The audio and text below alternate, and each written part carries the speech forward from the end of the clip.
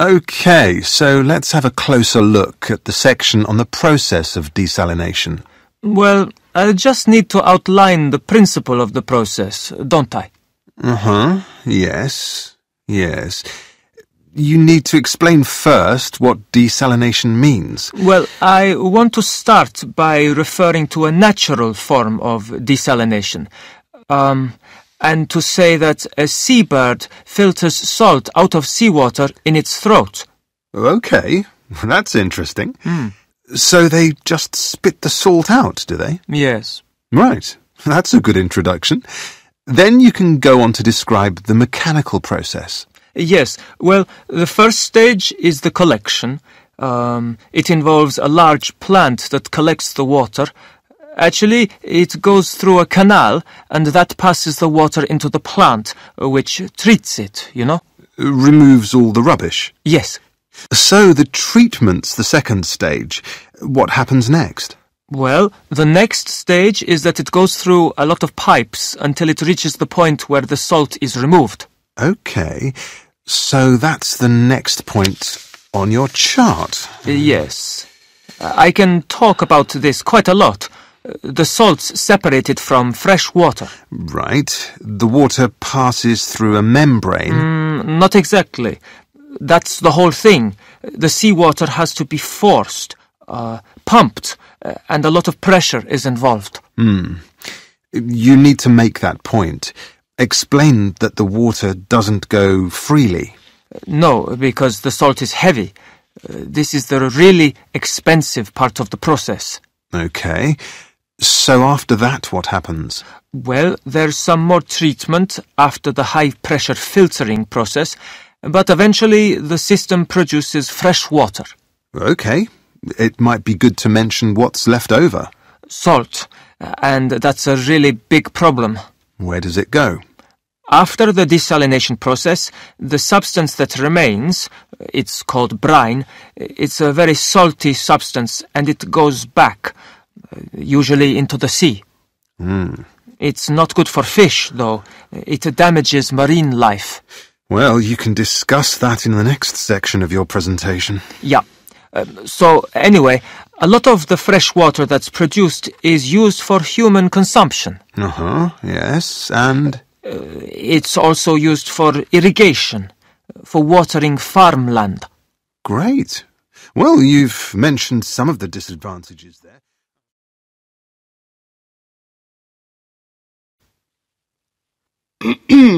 Last week, we looked at some of the features of modern houses, and today we're going to turn the clock back and look at traditional house design.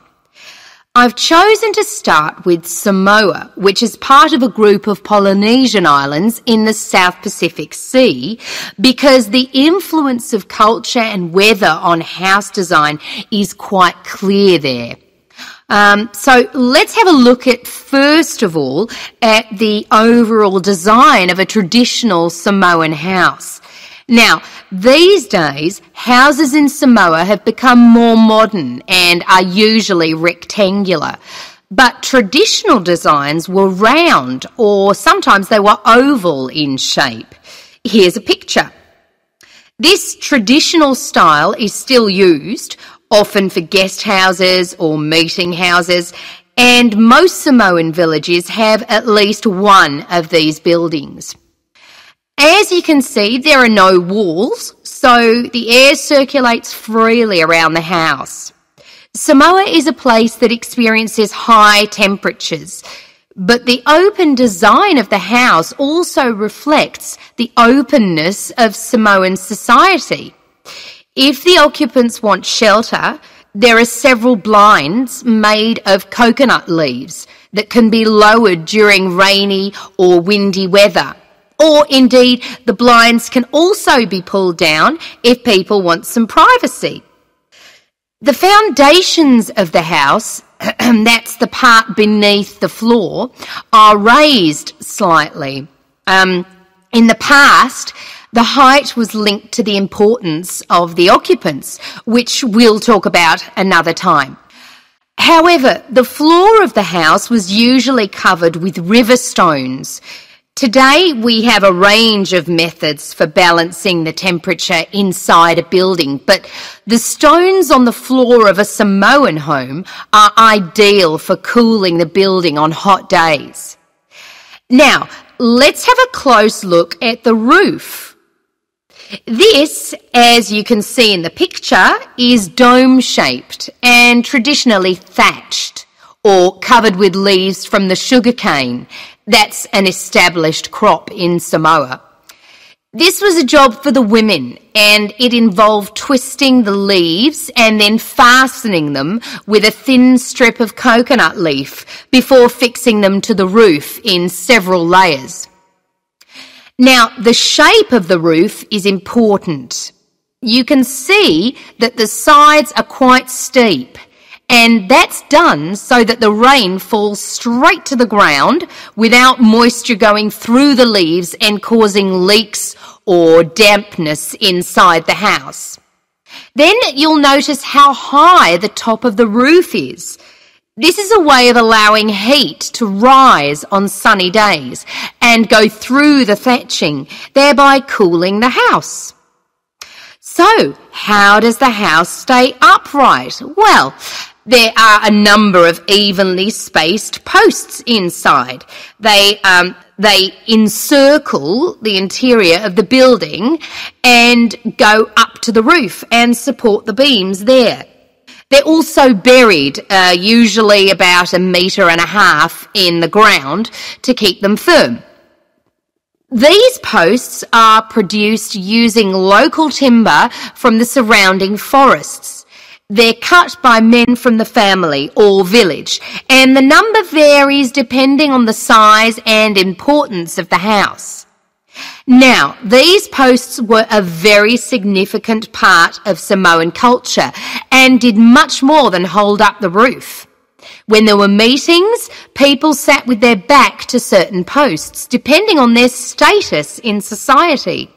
So there were posts for chiefs, according to their status, and posts for speakers, and so on.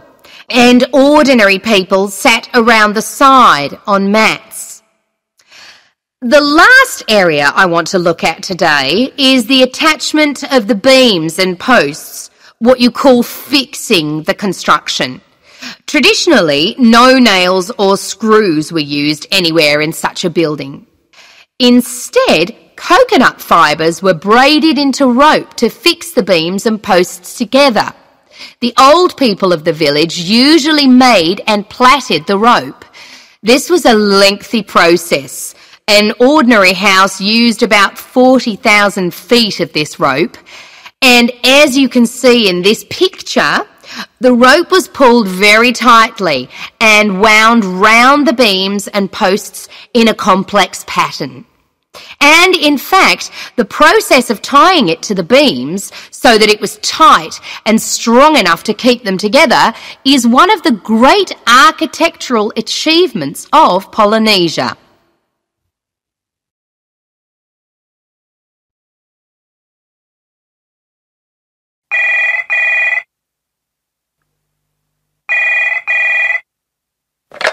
Good morning, Atlas Hotel. Can I help you?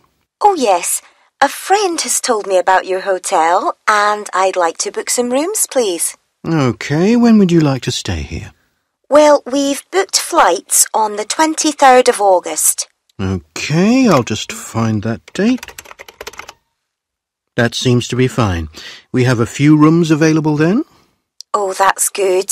I was a bit worried. We've left things rather late. Well, you're lucky. We had 2 cancellations last week. Oh! Now, how long do you want to stay for? Well, last year we only stayed a week, and it wasn't long enough. So this time we thought 2 weeks, if it's possible. That looks fine. Yes, you do need plenty of time here to really relax. It'll be getting towards the end of the tourist season as well, so it won't be quite so hot then. Oh, good. We've got 2 children, and I was wondering if you have any rooms that are next to each other. Let's see. I'm afraid that isn't possible, but we do have what we call a family room. which is a lot bigger than a double room and can take 2 adults and 2 children. Oh, that sounds perfect. Okay, I'll book you in for that. So, can I have your name and address, please? Yes, it's Mr. and Mrs. Shriver. Can you spell that for me? Yes, it's S-H-R-I-V-E-R.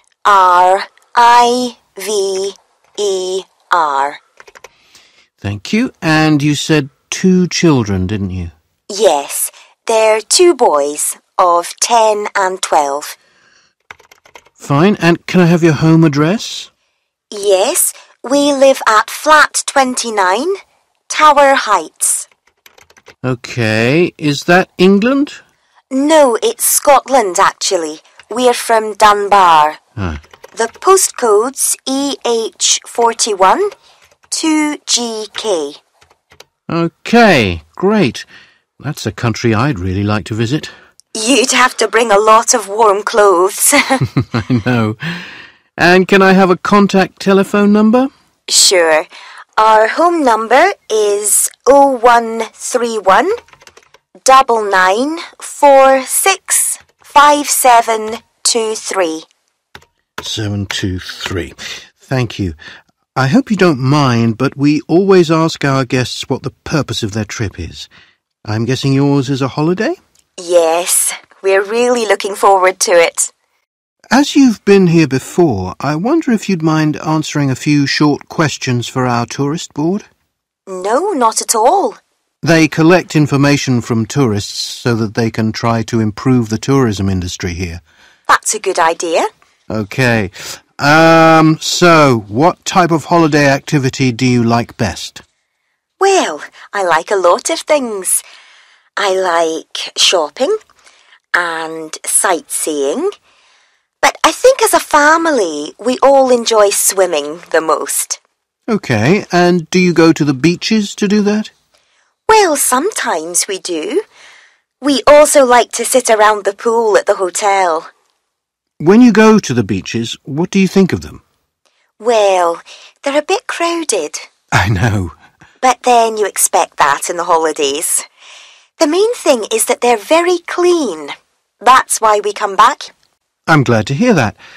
And you said you like shopping? Yes, it's fun. How are the shop staff? Are they... Well, I don't want to criticise, but sometimes, well, they're a bit too helpful. Trying to sell you souvenirs? Yes, I prefer to choose things myself. Uh-huh. What about eating and the service in the restaurants? Oh, the food is delicious, always. And the waiters, well, they're polite and so fast. Nothing takes very long. That's good news. Sometimes people complain, but... Well, I haven't been to every restaurant. There are rude waiters everywhere, I suppose. Well, we like to avoid it if we can. Do you have suggestions for things which might improve your holiday experience here? Not really. Let me think. Oh, yes. I did notice last time I was there that there are local buses, but you don't seem to have any bikes. No, we don't. Most people have cars. It's just nice to hire one and get some exercise. Go at a slower pace so that you can really see the landscape. Okay, I'll note that down. Well, thank you very much. I'm going to talk about an activity that I enjoy doing, and that's fishing. Actually, I think someone said that fishing's the most popular hobby in the world. So, how do I get ready?